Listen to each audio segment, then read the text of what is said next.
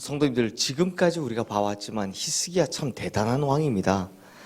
하나님 보시기에도 정말 잘했고 백성들이 보기에도 정말 훌륭한 왕이었죠.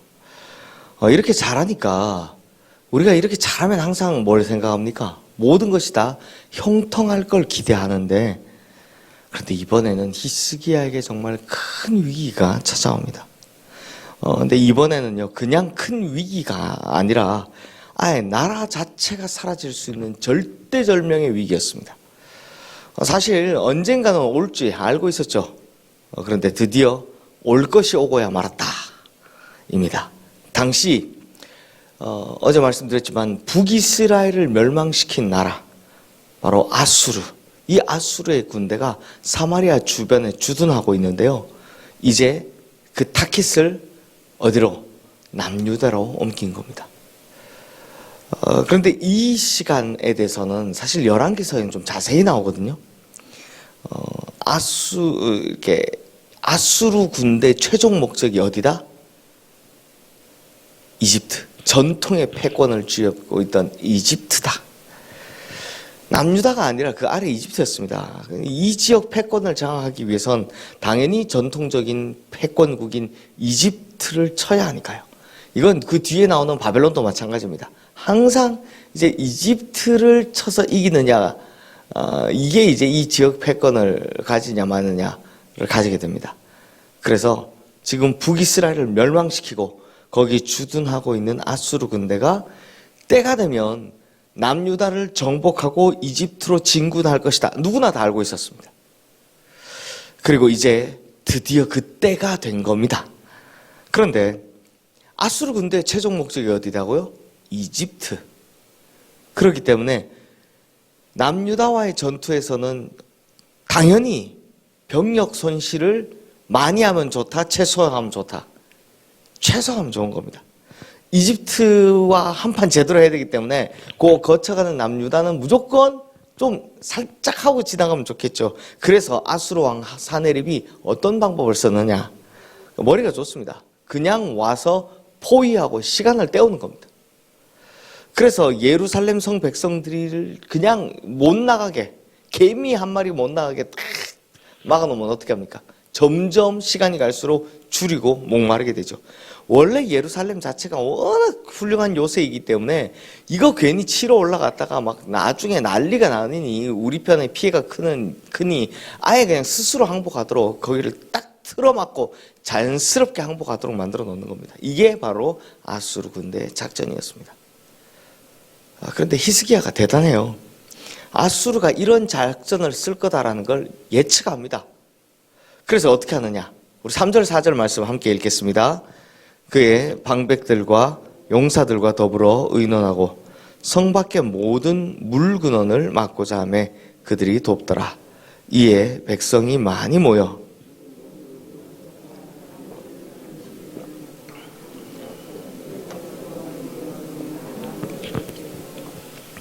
자, 어차피 아무리 아수르가 뭐 잘한다 해도 원정군이잖아요. 그러니 뭐 양식은 어디 뭐 뺐든지 어디 가져오든지 해서 공급한다고 해도 뭐가 중요합니까? 물만큼은 현지에서 조달을 해야 되는 겁니다. 왜 지금 뭐 물이 뭐 얼마나 하겠어 하지만 실제로 나중에 멀리 원정군을 보낸다고 생각해 보십시오. 제일 골치 아픈 게 뭐겠습니까? 물. 뭐 양식은 뭐 별의별 기술이 다 있습니다. 몽골도 유럽 칠 때 보면 우리 흔히 말하는 육포 같은 거 있죠. 말고기 말려가지고 다 해놓고 막 어떻게든 양식을 줄여서 개인화시켜서 이렇게 합니다. 그게 뭐 지금 군대로 치면 뭐 전투 식량도 있고 건빵도 있고 막 이런 게 있지만 뭐는 현지 조달해야 됩니까? 물은 현지 조달해야 됩니다. 근데 물의 근원을 아예 없애버리면 아수르 군대가 오래 버티지 못할 거다. 오히려 우리가 아니라 누가? 아수르가 더 오래 버티지 못할 거다라고 계산을 한 겁니다. 머리 좋죠?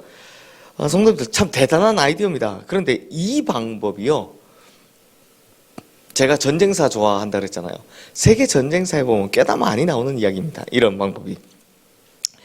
타국에 강력한 정복군이 와서 성을 에워쌌는데 물을 말려버리는 것.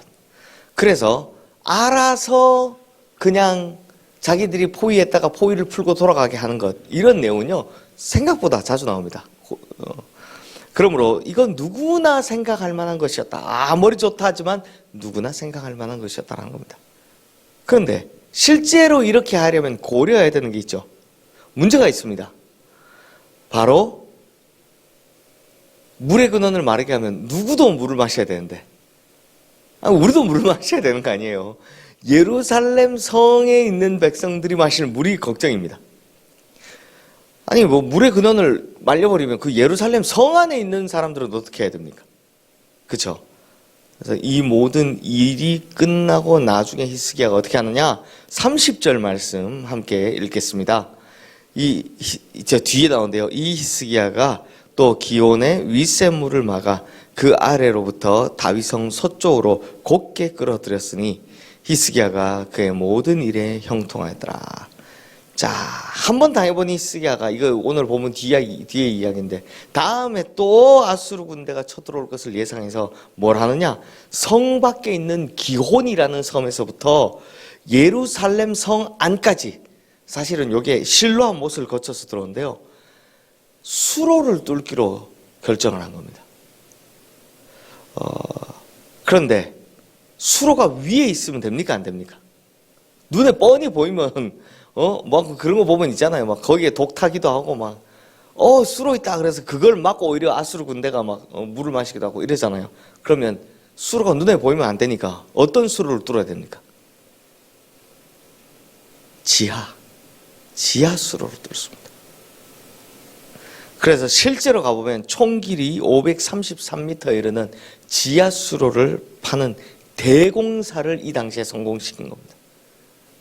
대단하죠. 533m짜리 지하수로 대공사를 성공시킨 겁니다. 이건요, 제가 뭐 전쟁사 때 뭐 아까 말씀드렸잖아요. 물을 마르게 하고 뭐 이렇게 한다고. 그런데 그렇게 한다 치더라도 당시 공법으로 성 밖에 있는 셈의 권한에서 533m 지하수로를 판다는 거. 그거 보면 기울기에 맞춰서 또 이렇게 곧게 만들어서 성 안에 물을 공급한다는 거. 이런 일은 거의 없습니다. 진짜 대단한 걸 한 겁니다. 성도님들, 이걸 보면 히스기야의 지혜도 그리고 능력이 정말 대단하다. 야, 정말 감탄사밖에 나오지 않는다라는 생각이 듭니다. 그런데 성도님들, 여기까지가 인간의 지혜와 능력으로 할 수 있는 최선이죠. 인간이 할 수 있는 최선입니다.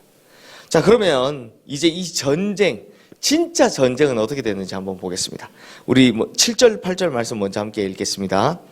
너희는 마음을 강하게 하며 담대히 하고 아수르 왕과 그를 따르는 온 무리로 말미암아 두려워하지 말며 놀라지 말라.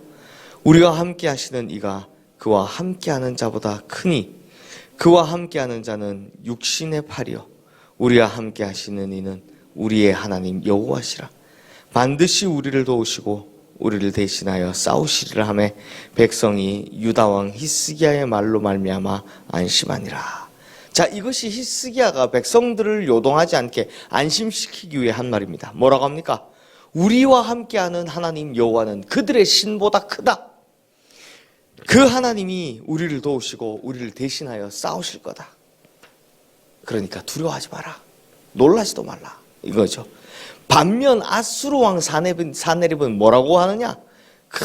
히브리어로, 그러니까 유다말로 이렇게 외칩니다. 우리 14절 15절 말씀 함께 읽겠습니다.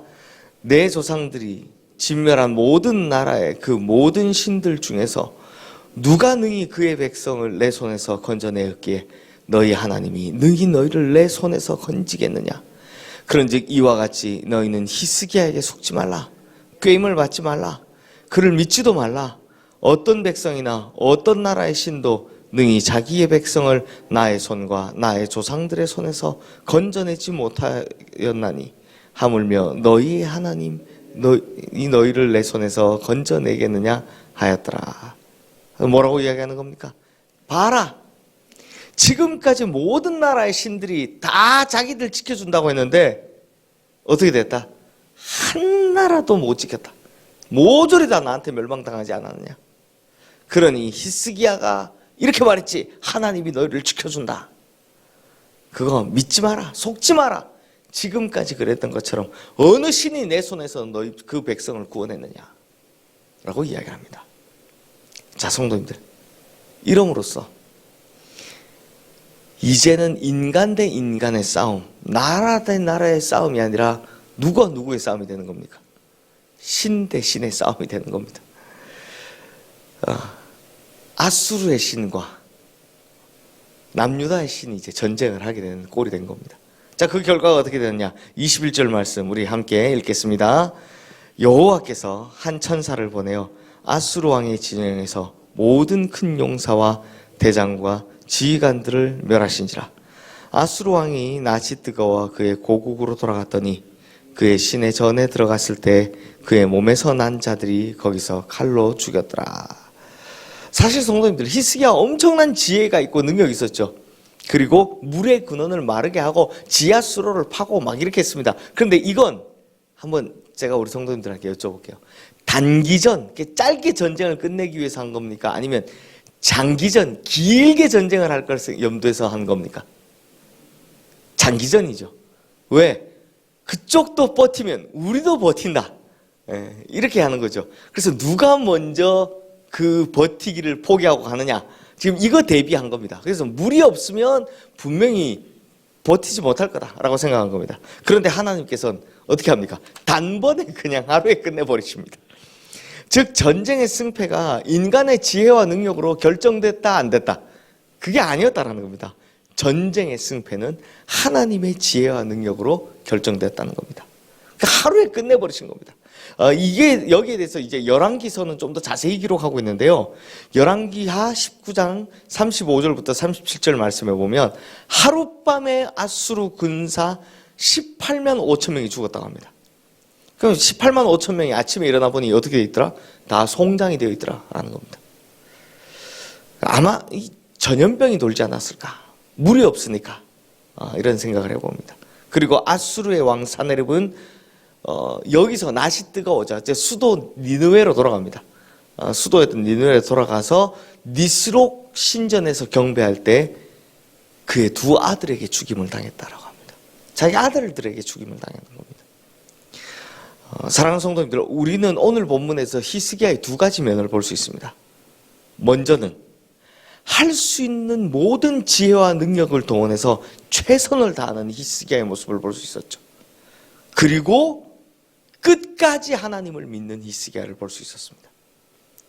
이 두 가지. 그렇게 하니 어떻게 되었습니까? 인간적으로 준비한 모든 것들 잘 준비했지만 그것을 사용하지 않고도, 근데 아마 그 전염병이나 이런 것들은 하나님이 그걸 통해서 하신 거겠지만 그걸 사용하지 않고도 완벽하게 일을 끝내시는 하나님을 볼 수 있는 겁니다. 그러므로 성도님들, 우리는 늘 지혜와 능력을 다해서 최선을 다하는 모습이 필요합니다. 하지만 하나님은 그것보다 훨씬 더 뛰어난 지혜와 능력으로 일하신다라는 겁니다. 그러니 우리가 끝까지 우리가 가진 지혜와 능력으로 최선을 다해 일하면서도 우리와 비교할 수 없을 만큼 크신 지혜와 능력을 가지신 하나님을 끝까지 믿는 믿음, 이 두 가지 다 절대적으로 필요하다라는 겁니다. 그러면 하나님은요, 기상천외한 방법으로 그 일을 끝내신다라는 겁니다. 사랑하는 성도님들, 오늘 우리는 이 세상 살아가면서 우리 인생에 찾아오는 아수르와 같은, 이 아수르 군대 같은 절대절명의 위기를 맞기도 합니다. 어려운 문제에 부딪힐 때가 분명히 있습니다. 그러면 이 문제들, 이 위기들에 어떻게 대처해야 합니까?